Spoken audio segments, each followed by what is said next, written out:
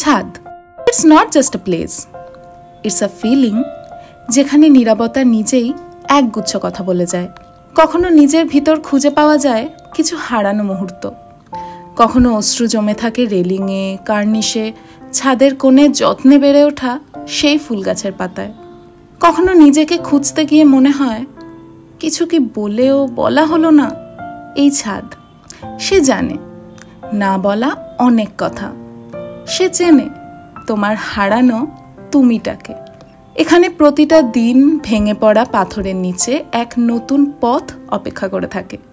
আর ঠিক এভাবেই রাত্রি চায় তোমাদের জীবনের সেই ছাদ হয়ে থাকতে, যেখানে শুধু থাকার জন্যেই রাখা হয়, কিছু না বললেও সব কিছু বুঝে নেওয়া হয়, যেখানে দিন শেষে জিজ্ঞেস করা হয়, কিরে কিছু হয়েছে, মুখ ভার কেন?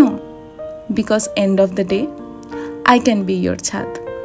So it's always you এবং রাত্রি।